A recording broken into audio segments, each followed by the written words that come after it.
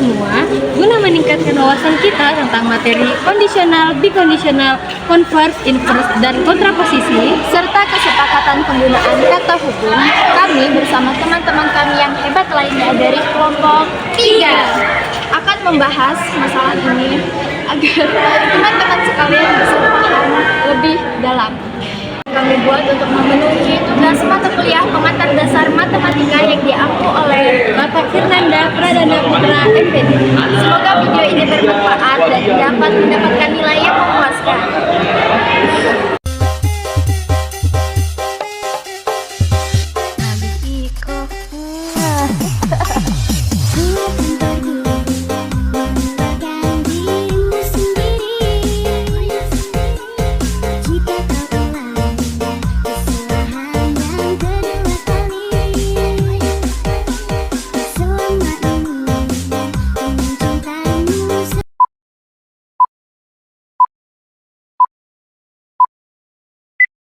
Di sini saya akan menjelaskan tentang kondisional atau yang sering disebut dengan implikasi atau pernyataan bersyarat.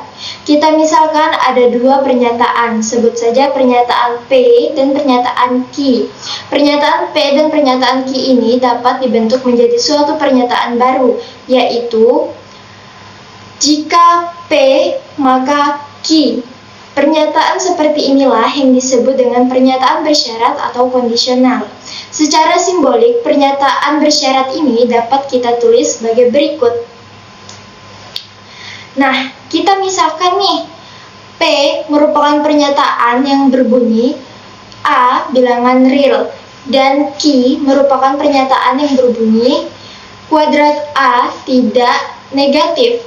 Maka, jika kita implementasikan atau kita jadikan suatu pernyataan bersyarat akan berbunyi, jika A bilangan real, maka kuadrat A tidak negatif.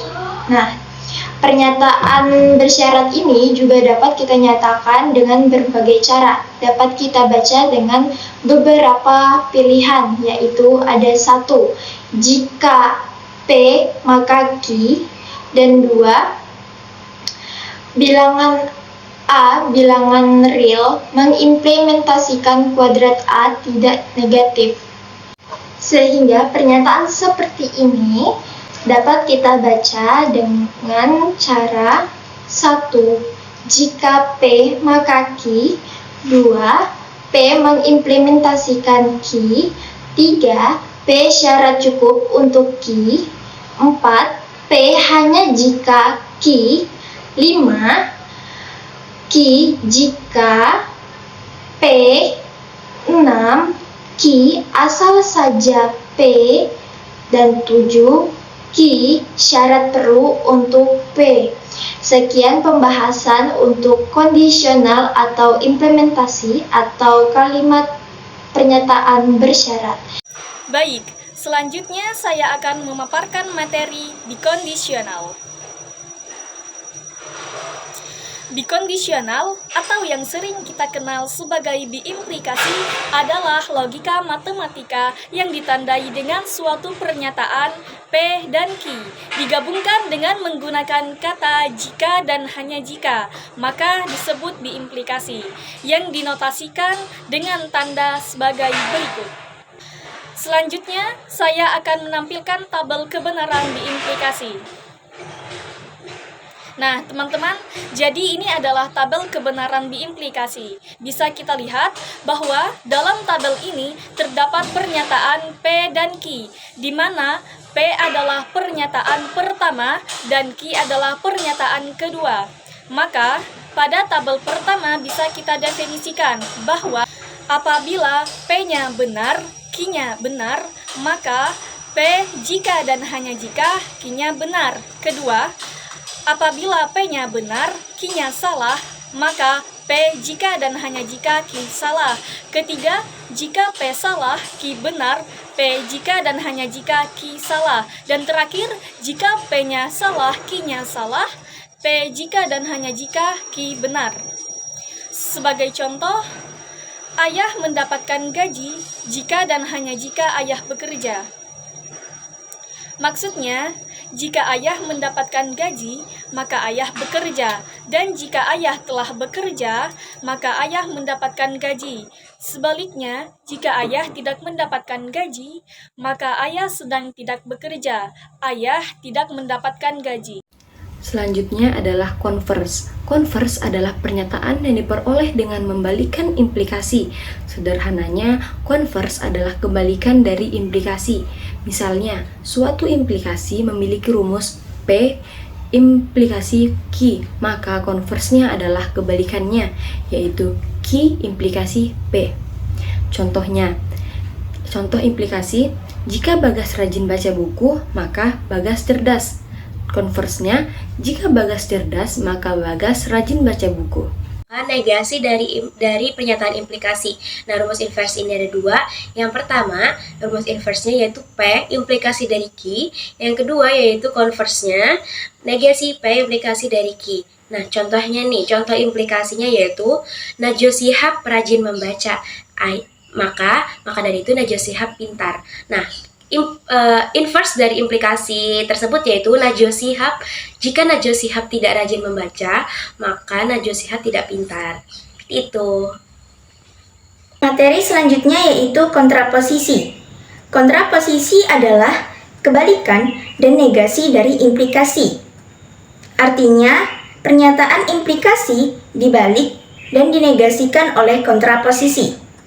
Kontraposisi ini adalah logika matematika yang nilai kebenarannya setara dengan pernyataan implikasi. Artinya, jika implikasinya bernilai benar, maka kontraposisinya juga bernilai benar. Namun, jika implikasinya bernilai salah, maka kontraposisinya juga bernilai salah.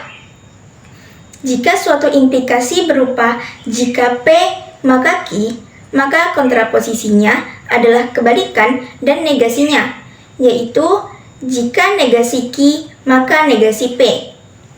Untuk memahaminya, saya akan memberikan contoh dari kontraposisi. Contoh yang pertama yaitu, apabila implikasinya jika Rudi haus, maka Rudi minum. Kontraposisinya yaitu, jika Rudi tidak minum, maka Rudi tidak haus.